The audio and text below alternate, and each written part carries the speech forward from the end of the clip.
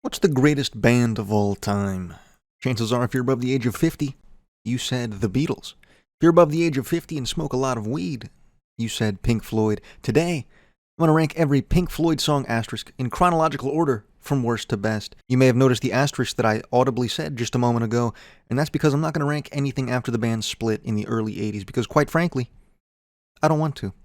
Without further ado, let's hop into the band's debut record, The Piper at the Gates of Dawn, one of the most legendary debut albums of all time, and a strange one within Pink Floyd's own catalog. Perhaps not strange, that's just the word I wrote down to fill space. Pink Floyd had three eras, really. The Sid Barrett era, where lead singer and guitarist Sid Barrett was at the forefront of the creative process. And that is where we begin our story, dear viewer. Released on August 4th, 1967, The Piper at the Gates of Dawn took acid itself and turned that shit into music.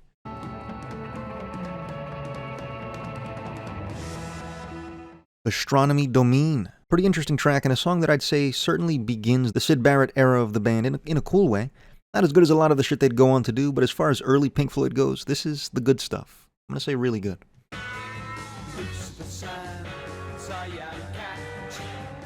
Lucifer Sam. Man, the guitar goes pretty damn hard on this track right here. I'd say a slight step down from track 1 in overall quality. But fuck, this guitar goes hard. Did I say that already? One of the moderately few Sid Barrett classics right here. I'll say back of really good.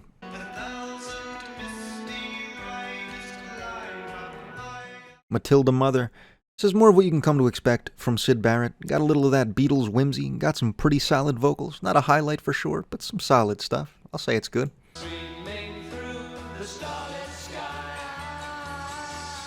Blaming. Not excellent stuff, I don't think.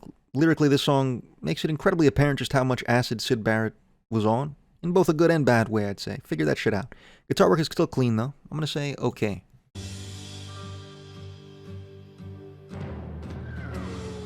Pow R, Talk H.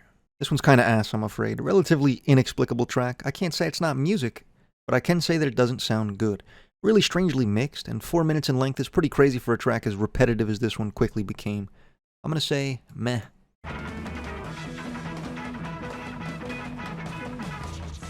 Take Up Thy Stethoscope and Walk. Another really strange track, and another that really well defines the Sid Barrett era, this time in a shoulder shrug kind of way.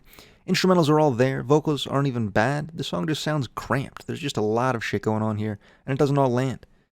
Decent track.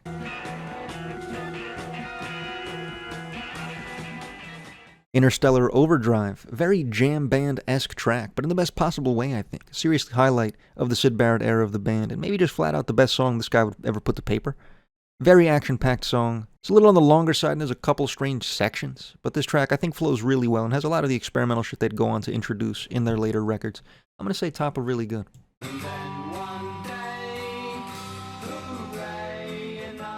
The Gnome. From here on, the album takes a slight turn for the worst, and by slight, I mean massive. And by turn for the worse, I mean it gets fairly mediocre. This track's a shorter one at only 2 minutes in length, so it has that going for it. But there's just a lot of weird production decisions, especially with the vocals, that just make this sound like a terrible trip. Back of decent.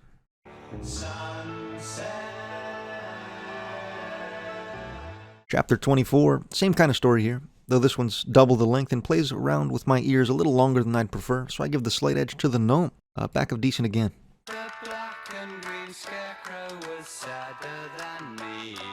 The Scarecrow, another shorter one. This one's probably the most avant-garde Fantano 10 track on the record, and I can't say I'm too huge on it. Got some cool guitar work, but there's a genuine plethora of weird production choices here, and the synths kind of hurt my heart a little bit. Though it was 1967, you gotta cut them a little slack. Top of meh.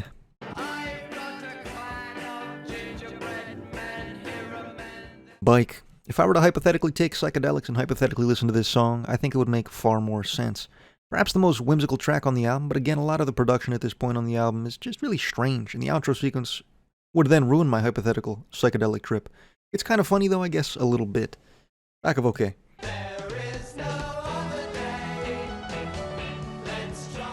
See Emily Play. Often cited as the best track from the early Pink Floyd days, and I might have to agree, I think, maybe. Heavy The Doors vibes going on here, just some good old psychedelic rock, nothing too life-changing, but this is certainly great stuff.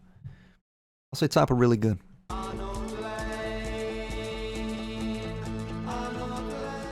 Arnold Lane, this one didn't do too much for me. It sounds like a B-side that could have been on Piper at the Gates of Dawn, but got cut for just kind of being mid. That's what this is. It's mid. Top of decent.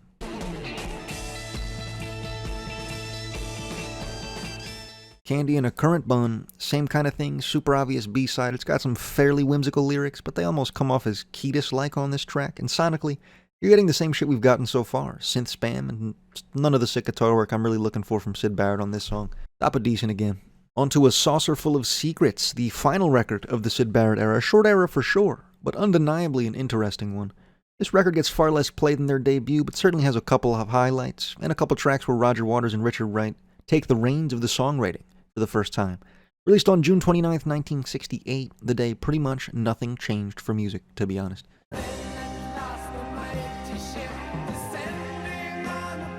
Let There Be More Light. All I've learned about Sid Barrett so far is that the man knew how to open an album.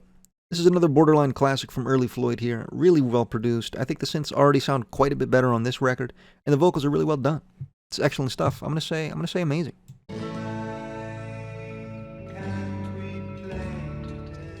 Remember a Day, a little Richard Wright track here, I believe, and while not some of his best work ever, I wouldn't say he certainly delivers here. Pretty great vocals from the guy, and it's got a pretty great psychedelic sound to it with a lot of the borderline shenanigans going on here. Nothing feels out of place, though. This is solid stuff for sure. Top of good.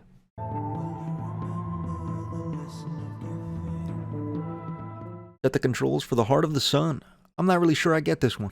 It's certainly an interesting sound here. I think very unique already within their catalog, but it's got this very strange tribal vibe going on, and I'm not sure Roger Waters is the person to deliver that message. Not bad by any means, but not a standout for sure. I'm going to say okay, behind Flaming.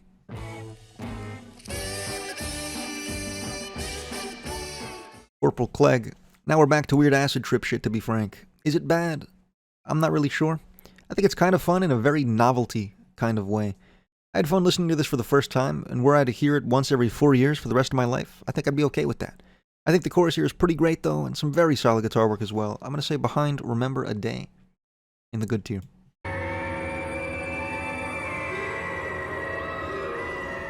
A Saucerful of Secrets, by far the longest track on this record at 12 minutes, and I can't say it's worth the tripled length here.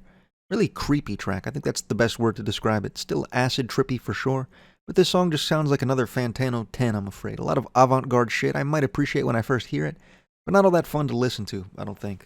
I'm going to say decent, behind Arnold Lane.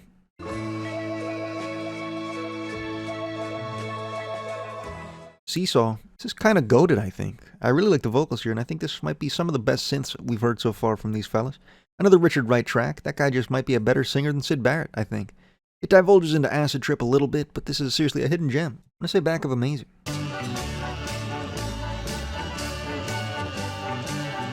Jug Band Blues, another Sid Barrett highlight here, I'd say. Much simpler than a lot of his other more whimsical stuff, but it gives this a little bit more of a bittersweet tone, I think. One of the first tracks to do that by mistake, I'd argue. Still got a little whimsy to it for sure, but one of the more accessible Sid tracks, and a pretty cool bonus track-ish ending. I like it. Say above Lucifer Sam in the really good tier. On to More, which is a bit of an odder record in their catalog, as it was a soundtrack for a movie I believe 9 people in total have seen, but it was also a massive turning point for the band. Sid Barrett had taken one too many tabs of acid and had gone completely off the schizophrenic deep end, and new guitarist David Gilmour took his position. The beginning of what I'd like to call the golden era of Pink Floyd. And luckily for us, it's by far the longest era. More was released on June 13th, 1969, and would give birth to one of the greatest bands in rock history.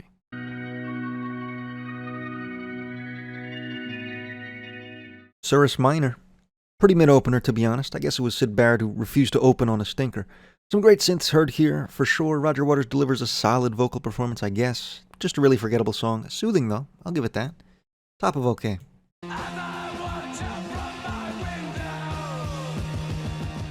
The Nile song. I'm afraid we peak fairly early on this album, and it's not even all that great. It's just one of the more straightforward tracks on this album, which you'll come to appreciate as you get deeper into this record. Just a fairly stereotypical rock track, this one. Some sick guitar, some sick drums. Nothing to really overthink here.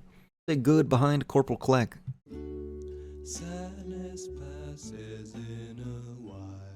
Crying Song, a much slower track here. Very little going on, to be honest, but I like it quite a bit. Solid guitar work throughout, I think, and that's all that's really here. Cool little solo at the end too. It's not their best work by any means, but an incredibly inoffensive listen.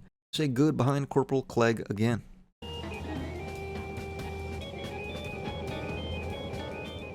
Up the Khyber. This one sounds like a cartoon car chase, some shit I'd hear in Cuphead after I died to the same boss for the 163rd time. Just a strange track, to be honest, listening to this album top to bottom. I'm sure it would have made more sense in the movie, but no one's actually seen the movie. Back of meh.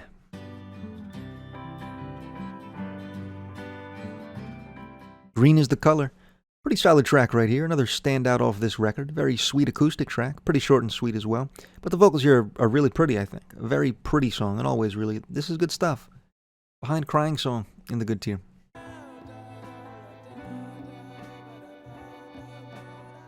Cymbeline, pretty good stuff right here. A couple tracks we've heard off this project have been pretty good. But this song feels like a precursor to a lot of the shit they'd go on to do in the 70s. Really well produced shit. Instrumentation's fantastic, and it's starting to get that progressive sound to it. Really good. Behind Jug Band Blues.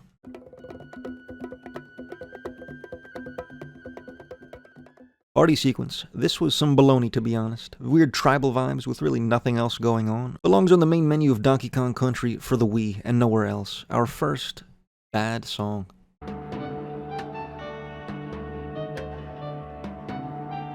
Main theme. Same kind of thing as that other track. This just doesn't really make much sense outside the context of the film. It explores far more interesting ideas than the party sequence does, for sure. And some of the bass lines here are fairly vicious. That's the word I decided on, vicious. But not a track I'll revisit often, for sure. I'm gonna say decent behind Arnold Lane.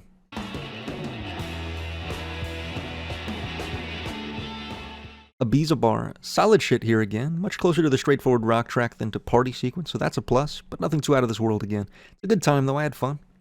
Back of good.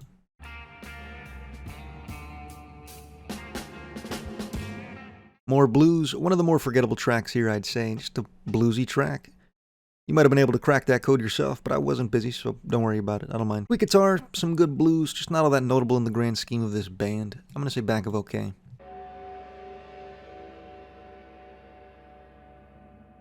Quicksilver. Avant-garde musique concrète swill, I'm afraid. There's nothing here. I don't even think the context of the film could save this one. This is just actual noise, a formula they would not stray from, so get used to random pots and pans and shit like that. I'm gonna say Dear God. I think A Spanish piece. Not even really enough to chew on here. Weird Spanish guitar. Feels blatantly racist, to be honest with you, and I didn't have too much fun. I love when my favorite bands do this. Written by David Gilmour. Even the acid couldn't get Sid Barrett to do that shit. Back of Dear God.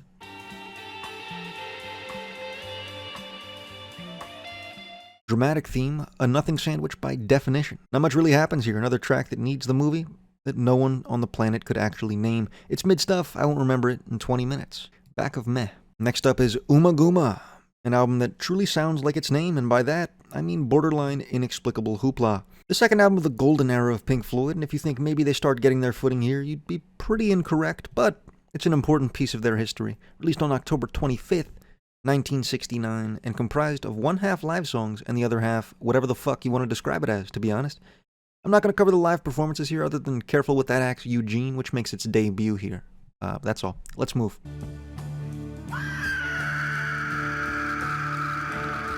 Careful with That Axe Eugene. Certainly the beginnings of greatness on this track here. They start to find their more progressive sound on this track quite a bit. The guitar work is nigh legendary. The screaming kinda sucks. But instrumentally, this is some of the best shit we've heard so far, for sure. I'm gonna go above Seesaw in the amazing tier.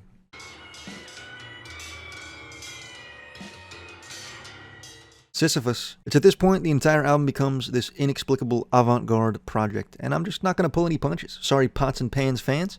This is fucking terrible. It's way too long and just actual noise with very, very few musical qualities. Garbage time stuff. I would never listen to this on purpose. Dear God, behind Quicksilver.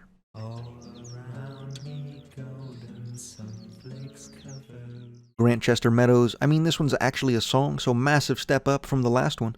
Still not really all that notable, though. It's a fairly slow track from Mr. Waters. I'm just left kind of bored, to be honest. Top of okay.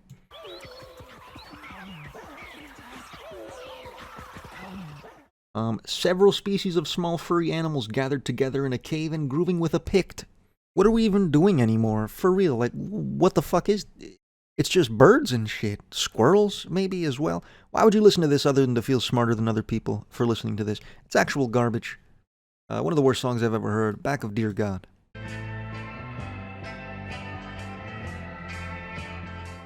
The Narrow Way, by far the best of the studio tracks on this record, coming from the new addition, Mr. David Gilmour. Just a beautiful glimpse into what that guy would kind of go on to do, to be honest. Really great track, doesn't feel too long, kept me entertained the whole time. This is what it's all about. When I say really good, behind Jug Band Blues.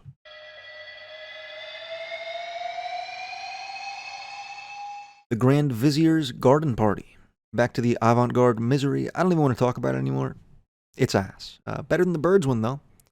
Back of bad song. On to Adam Heartmother. You might be inclined to believe we're in poo-poo stinky doo-doo territory until Meddle, dear viewer, and with that, you're kind of close a little bit. Adam Heartmother still has the inexplicable pots and pans shit, but it's also certainly the earliest album that shows off a lot of the band's greatness, I would say. Released on October 2nd, 1970. Finally, we get some peak on our dinner table.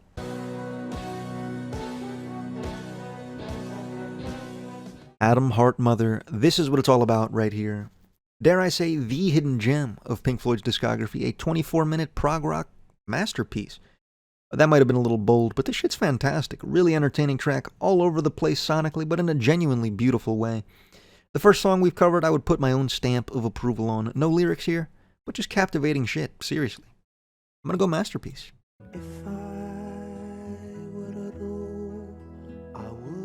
If, much less complex track here, but honestly I think it's a great change of pace after the 24-minute kerfuffle you just endured. Sweet acoustic guitar with some solid vocals and some really sweet and perhaps underrated lyricism from Mr. Waters here. I'm going to say above Jug Band Blues in the really good tier.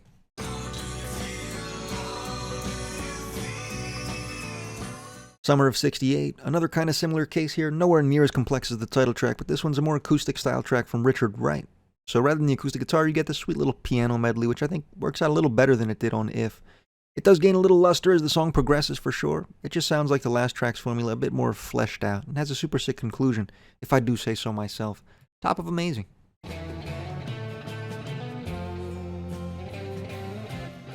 Fat Old Son, onto the David Gilmour song. I'd say by far the most approachable track here. Still a very slow formula, but I'd also say David Gilmour is by far my favorite vocalist in the band. And it just kind of makes this track work. A little less to chew on than even the previous track, but still pretty excellent stuff. Top of really good.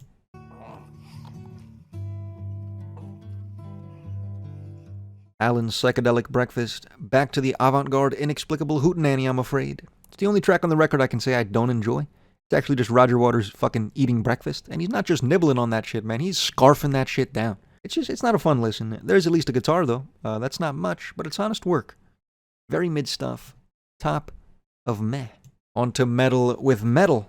The grill is now officially on. The fire was certainly lit during Adam Heartmother, but with Meddle, we get a song many argue to be the band's magnum opus, and we also get Seamus. Released on November 5th, 1971, Meddle changed not only the course of the band's future, but perhaps the future of music itself.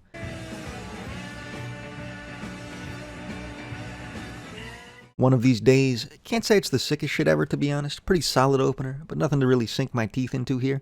Fairly sick guitar work here from Mr. Gilmour, and I think the production here is also vastly better than it was on some of the older records.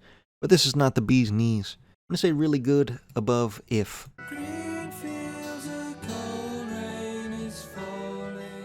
A Pillow of Winds, another fairly forgettable track, to be honest. Not too much to hook myself on here either.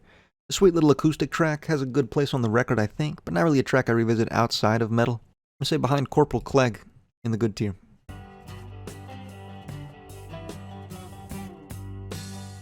Fearless. This is what it's all about right here. Something about the guitar work here just makes me smile. A smile just a little bit too wide, to the point of slight pain. Great vocals from Mr. Gilmour, but seriously, the guitar riff lives in my head for a majority of my time on this earth. Top a masterpiece.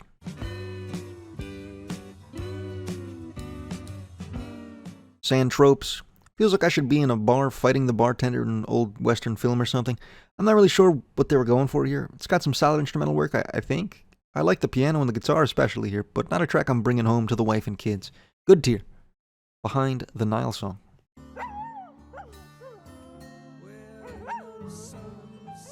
Seamus. Ass, but with a pleasant note at the bottom. This is one of the last times we hear inexplicable jargon until Animals, I think. Don't quote me on that, though. It's just not all that fun of a listen, to be honest. The dog howling is not fun. The guitar isn't really all that fun here either. Back of decent.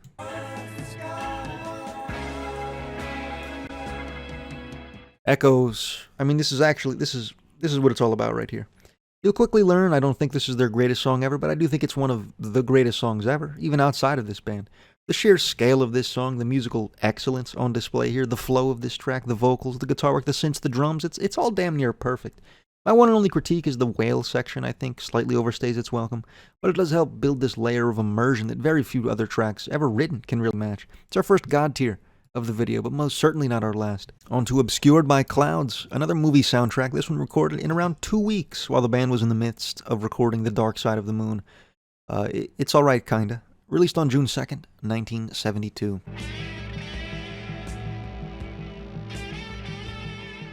Obscured by Clouds. The title track here is inexplicably forgettable, to be honest. Again, it's a movie soundtrack, so you're just not going to get as much explosiveness as you'd get on a standard LP, but it just makes everything fall a bit flatter. I'm going to say back of good.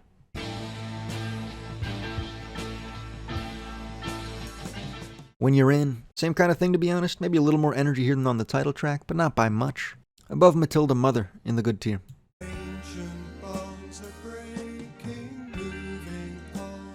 Burning Bridges, a little more to chew on here. The first track with vocals on the record that I think serves it quite well. I had fun. Top of the good tier.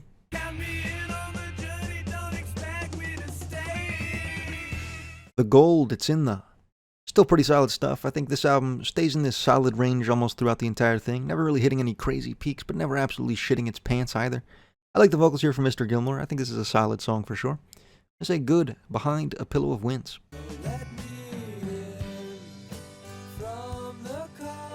What's the Deal? This is certainly the standout track here. Some excellent vocals here. The lyricism, I think, as well, is pretty strong here. And the guitar work just makes this sound like a genuine, like a good time. A campfire kind of song. Very well produced. I'm going to say top of amazing.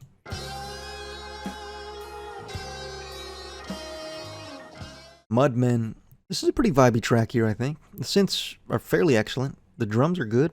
Cool little guitar solo kind of thing from the Gilmore. It's got a very unique vibe to it. Maybe a touch underrated. I'm going to say above If. In the really good tier.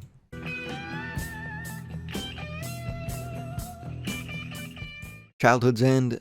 More solid shit right here. Some pretty great synths throughout this whole project, I think. It's just nothing really knocking my socks clean off my feet. I'll say really good Behind If.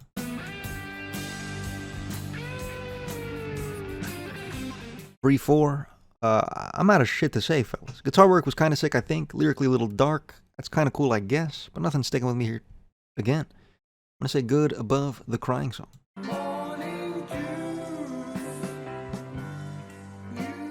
Stay. This is solid. I have nothing else for real this time. Above Sand Tropes in the good tier.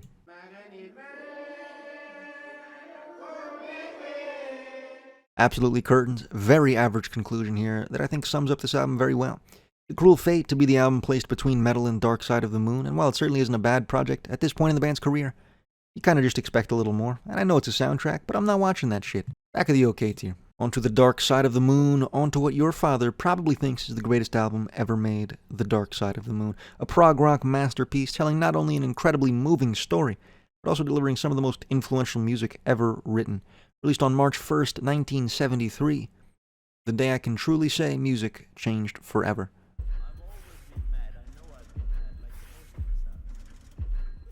Speak to Me. The only song on the album, it'd be hard not to argue, is underwhelming. In the context of the album, it's at the very least cool. It kind of offers a little teaser for a lot of the other songs on the record, but not something to listen to outside of the album. I'm going to say decent behind main theme.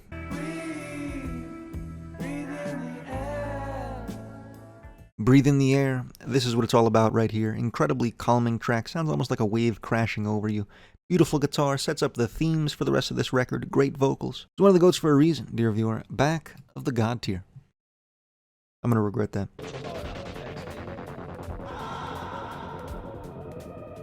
On the Run, another track that makes very little sense out of the context of the album, but within the context I think it serves as a fairly solid interlude. Just kind of Richard Wright mangling a synth for 4 minutes, but it builds up to the next track quite nicely, I'd say. I'm going to say good, Behind a Pillow of Winds.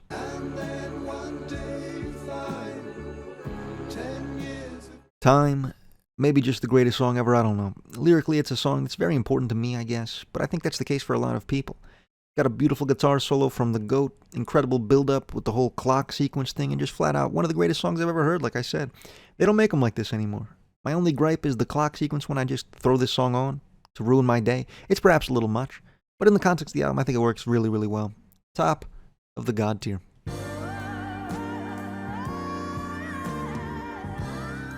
The Great Gig in the Sky, one of the most surreally beautiful songs I've ever heard in my life. Absolutely sensational vocals, so much so that I wish I never said that before so I could say that for the first time right now. Absolutely mind-boggling shit, and the piano does just enough to let the vocals physically force you to curl up into a ball. God tier, behind Echoes.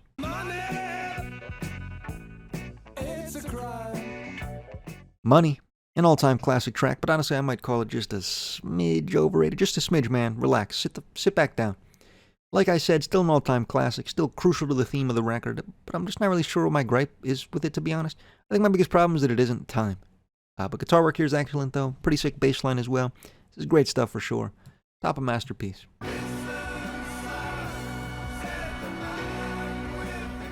Us and Them, absurdly peak again, to be frank. Incredibly beautiful song with an 8-minute runtime that feels far, far shorter. Really beautiful lyrically and sonically, I'd say. Just a song that takes you to a whole nother place. Masterfully produced. Doesn't get much better, again. Behind Echoes in the God tier.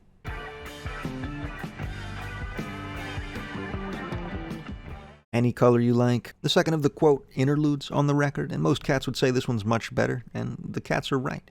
A smidgen shorter, but rather than Richard Wright smashing the synth as hard as he can, there's a bit more to chew on here. It genuinely kind of sounds like an acid trip, hypothetically speaking, of course. And while it is an interlude, it does feel like its own piece of this album in a way that On the Run just kind of doesn't. I'm going to say back of the masterpiece tier.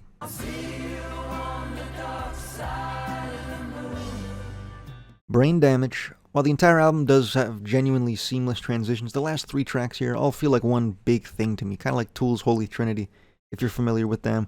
Brain Damage is the middle child, is probably the peak of the 3. Kind of begins the conclusion of this experience you've been going through, and does it in a really harrowing way, I think.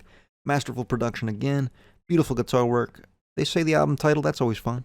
And just feels like a very grand moment in this project. Everything's starting to tie itself together towards the end here. I'm going to say above Breathe in the God tier.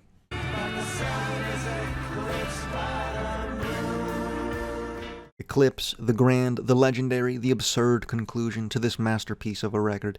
A very short track, but it builds off of Brain Damage's ending and delivers the final message from this album, that in spite of all this negativity, the light is merely blocked by the dark. Such a beautiful way to close out an album, as introspective and as to be honest, haunting as this one is. Not as great as its own piece, but as a part of this masterfully put together puzzle, I can't even conceive of a better closer. Masterpiece above Fearless. I'm also moving Breathe down to the top of Masterpiece. I did regret it. On to Wish You Were Here. While Dark Side of the Moon is considered one of the greatest albums of all time, Wish You Were Here truly takes a lot of the ideas explored on Dark Side and kind of perfects them. Tells a different story, a far more personal one for the band, about the disappearance and mental deterioration of former bandmate Sid Barrett. Released on September 12, 1975. I don't know what else to say.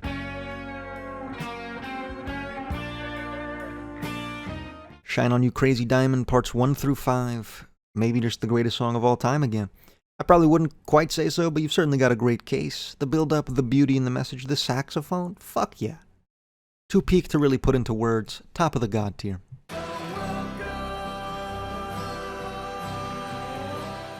Welcome to the Machine, the weakest track on this album, I'd say, but still would be the greatest song Muse ever produced by a multiplier of around 11. A little less to chew on here than a couple other tracks. But lyrically, I think it's still some pretty potent shit, and somebody's got to be the weakest link. Every team needs an anchor. Behind Fearless, in the masterpiece tier.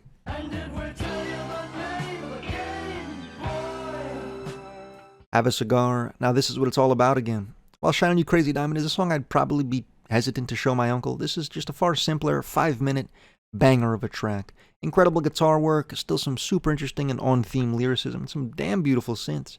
As far as the shorter songs come from these guys, this is one of the most jam-packed tracks you'll get.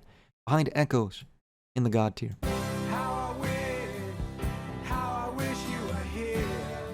Wish You Were Here. I mean, it's their most popular song for a reason. It's just kind of sheer beauty encapsulated on this song. Incredibly sweet track, some of the most beautiful and iconic poetry and music, period. Incredibly iconic guitar work. Everything about this is just iconic. A song that I genuinely think will never die. Cats in 200 years are still going to be playing this shit. Top of the God tier from me.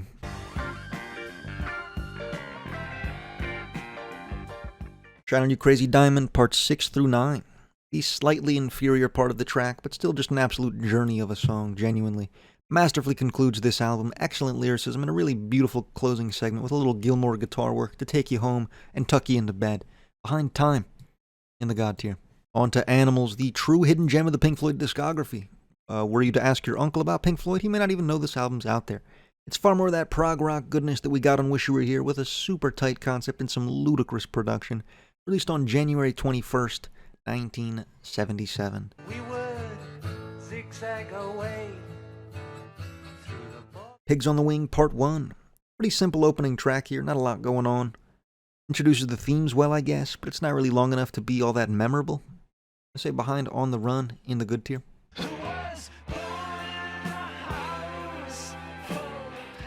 Dogs. Another contender for just flat out the greatest song ever recorded, I'd say. The ambition on display here, 17 fucking minute song, and I'm captivated the entire time. Lyrically, it's probably my favorite track on this album. Sonically, also probably the height of this record. And maybe just their catalog, period. Iconic production, iconic guitar solos. This is what Pink Floyd's all about right here. Top of the God tier.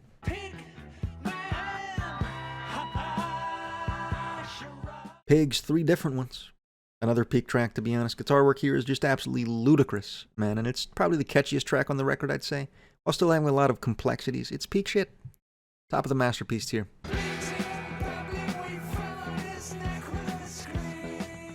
Sheep. Concluding the holy peak trinity of animals, we've got Sheep. The shortest of the 3 at just over 10 minutes. That's a fairly surreal sentence, but this shit slaps just the same. Maybe even a little harder. Excellent guitar, some fairly funky bass, beautiful progression, beautiful lyricism. Surprise. It's peak. Above Brain Damage in the God tier. So I don't feel alone all the way. Pigs on the Wing Part 2. And concluding the entire project, we've got another pretty short track and the direct sequel to the opener.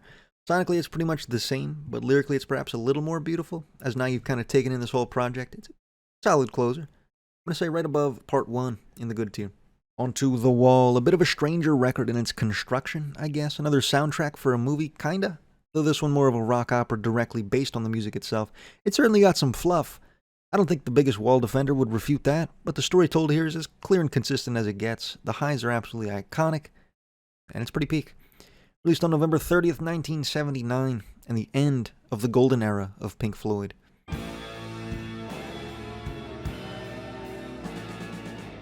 In the Flesh. One of my favorite openers from these guys, to be honest. Really doesn't waste a lot of time. Just kind of hits you with an all-time classic guitar riff and really introduces this album in a fantastic way. I'm going to say masterpiece above Fearless.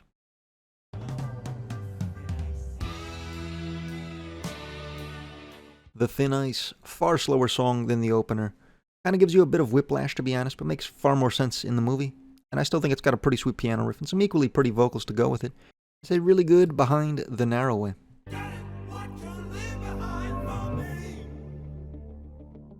Another Brick in the Wall, Part 1. Not the most iconic piece of this 3-part puzzle for sure. Still got some really funky shit going on here. I don't have too much to add though. It's good but not excellent. Really good behind If.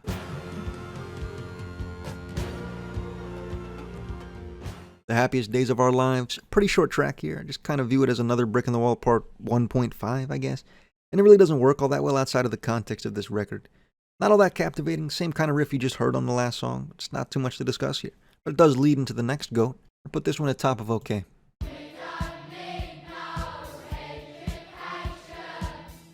Another Brick in the Wall, Part 2. I've seen a decent amount of hate for this track, and I don't really get it. It's one of their more popular songs. I think it's simply a, quote, fun-ass time. That quote comes from me, but fuck is this cool. Iconic in every way. Incredible guitar work. I really like the vocals here. The layering from the kids in the back. It's such a goated touch. Behind Sheep in the GOAT tier.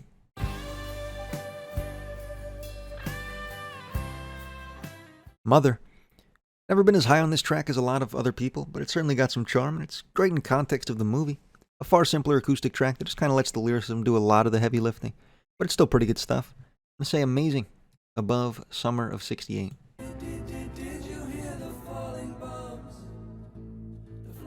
Goodbye, Blue Sky. Guitar here sounds incredibly familiar, and I'd like to say Metallica, but I don't know, and if I'm wrong, every single person will tell me, so I'm torn. Although that was kind of saying it now that I think about it. Another much slower track, slightly less interesting than the last one, but still a pretty sweet and soothing listen. Really good behind One of These Days. What shall we do? Empty Spaces, same kind of thing. Not all that noteworthy as its own song, but it has its place on the record, I guess. I say good above Matilda Mother.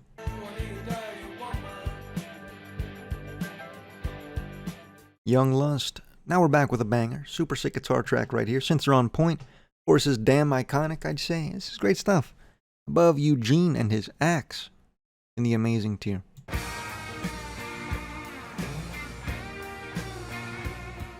One of My Turns, solid track, I'd say. Nothing too crazy, but an important kind of middling piece of this album, I guess. I'm going to say good above Crying Song.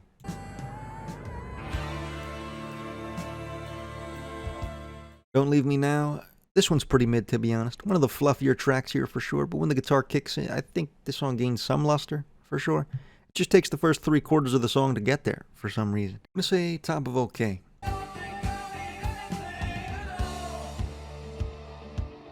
Another Brick in the Wall Part 3, only a minute-long track to close out the trilogy. I'd say the weakest part just kind of based off its length, to be honest. Pretty middling track, a worse version of the first 2 parts. Not much changes here either. I'm going to say behind Pigs on the Wing in the good tier.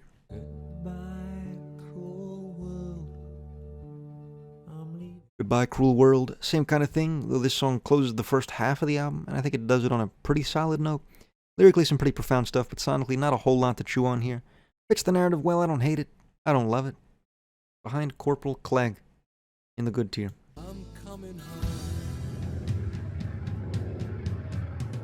Hey You, pretty peak opener for disc 2 here, keeps you right in the album, some pretty iconic guitar work and some excellent synths as well.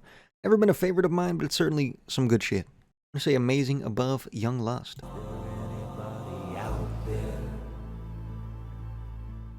Is there anybody out there?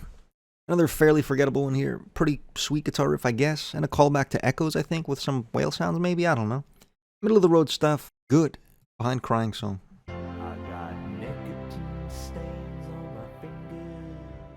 Nobody Home. This one's pretty good. Nice little piano medley with a hearty vocal performance from Roger Waters. Not the most complex shit you'll ever hear, but it's got that simplistic beauty to it. I'm going to say back of amazing.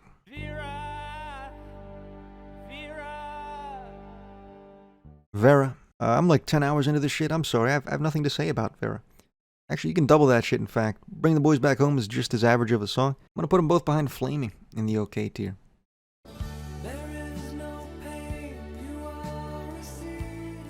Comfortably Numb. Maybe the greatest song ever, part 5 or something like that. Absolutely legendary guitar solo. Maybe just the greatest guitar solo of all time, if you ask a guy like me. Some beautiful lyricism and vocals. This shit's just legendary. I don't know what else to say. You know the song. Don't pretend like you don't know the song. Behind Time in the God tier.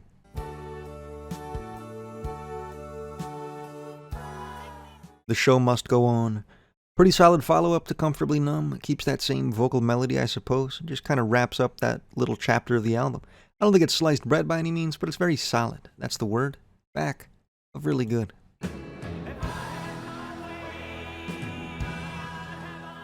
In the Flesh, a little bit worse than its predecessor, but still a track that certainly carries quite a bit of energy. Roger Waters does say some fairly questionable shit on here, but it was the 70s guys, right? I don't know. But a banger track. Still love that guitar riff to death. I'm going to say amazing. Above Mother.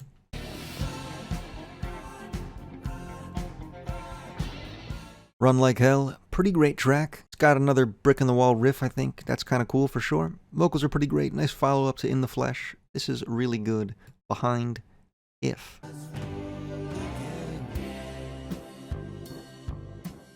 Waiting for the Worms. I'm a big fan of this one, actually. I think the chorus is fantastic. Might be a little bit underrated. It's a fairly stacked album, so I get it, but this track is pretty elite on all fronts, I'd say. Very well produced.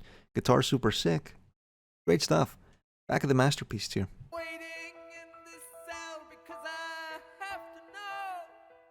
Stop. You fucking stop. Decent. Above Seamus.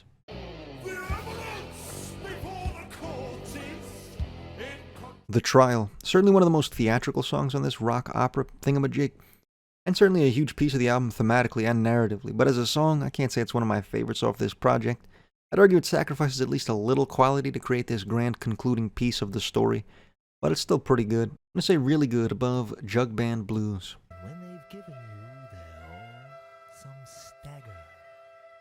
Outside the Wall, kind of a Tool-esque closer here, where they end more on a narrative note than a musical one, I guess. I think lyrically it's a pretty potent way to end the album, but as a song, I'm not really throwing this one on and busting a move by any means. Good, Behind the Nile song. On to the final cut. As I think I said at some point, The Wall tragically concludes what I'd describe as the golden era of the band. At this point, the beef between Roger Waters and David Gilmour had reached a boiling point, and the two really wouldn't work together much ever again, and Richard Wright had left the band entirely. The final cut serves as Roger Waters' exit from the band, as well as the last album I really care to discuss. So that's that. Released on March 21st, 1983, The Whimper that followed The Wall.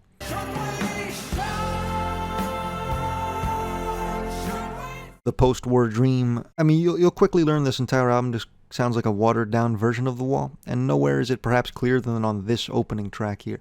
It's like The Wall if there was no energy at all. It's not as stinky as this album gets, but it's not great, I wouldn't say. I'm going good above Matilda Mother.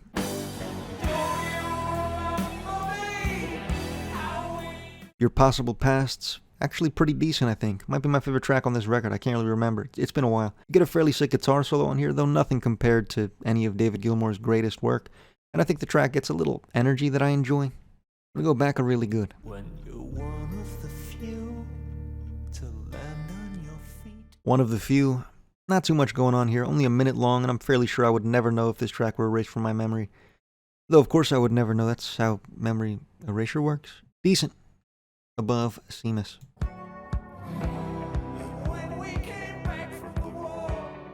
The Heroes Return, some really off shit right here. Vocally, this shit just sounds sloppy, like from an old man, perhaps out of energy. Another beautiful way to describe this whole project. There are a couple solid instrumental moments on this track, but another fairly forgettable experience. I'm gonna say decent above The Gnome.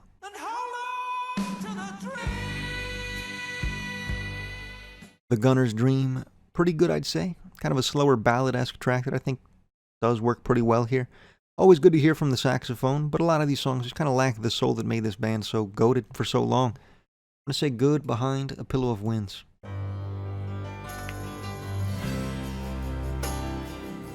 Paranoid Eyes, pretty boring shit again. He just sounds kind of tired and flat on every song here, and with very little other vocalists, the shit just kind of sucks. Really dry track. I'm going to go okay behind The Happiest Days of Our Lives.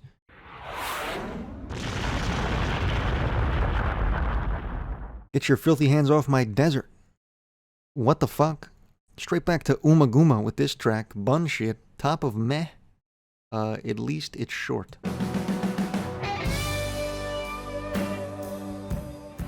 The Fletcher Memorial Home. A genuinely confusing listen. At points this song's pretty good. At other points it's pretty bad. It's only 4 minutes long, so that takes some serious skill to achieve. I do like the guitar solo quite a bit. I think the latter half of this track is pretty good, but the first half kind of fucking sucks. Good. Above, Outside the Wall. Still the dark stain spread. Southampton Dock. Only 2 minutes, but it felt like at least 6. Almost dreadfully boring track, I would say. Top of meh.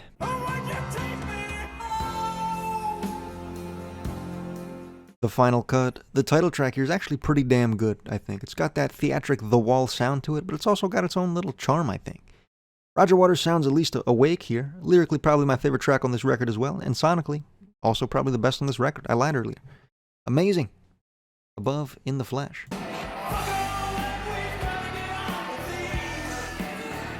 Not Now, John. Pretty solid stuff, I guess. More of a standard rock track than a lot of this record, so it does kind of feel a little bit out of place. But just listening to it straightforwardly, it's not a bad experience by any means. I'm going to say good. Above Green Is the Color.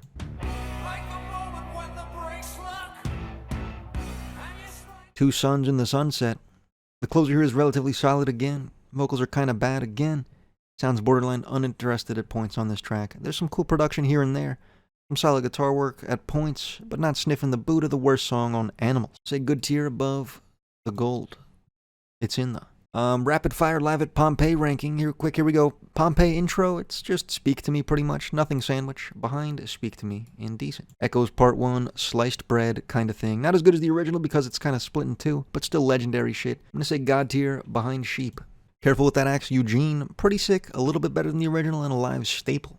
Gotta respect it. I'm gonna say amazing above The Final Cut. A Saucerful of Secrets, kind of jam band-esque track again. It's cool. Not a highlight of this set. Not changing the game. Really good above if. One of these days, super sick shit. Enhances the original quite a bit, I would say. Masterpiece. Behind Atom Heart Mother. Set the controls for the Heart of the Sun. Not huge on this one, to be honest. Kind of sounds like a bunch of noise to a guy like me. Behind Pigs on the Wing. In the good tier. Mademoiselle Knobs. Pretty inoffensive interlude kind of thing. Not incredibly memorable, but a nice touch, I would say. Above Outside the Wall. In the good tier. Echoes Part 2. I think I slightly prefer the consistency of Part 1 here, but I do think Part 2 has the higher highs. I hope this helps. I'm going to put it behind Part 1 in the God tier. And that's all I have written here. Thank you very much for sticking around to the end, dear viewer. Be sure to let me know every single mistake I made, and if you can type it in all caps, that will certainly help get your message across. Subscribe if you enjoyed, maybe, and I hope to see you in the next one. Peace.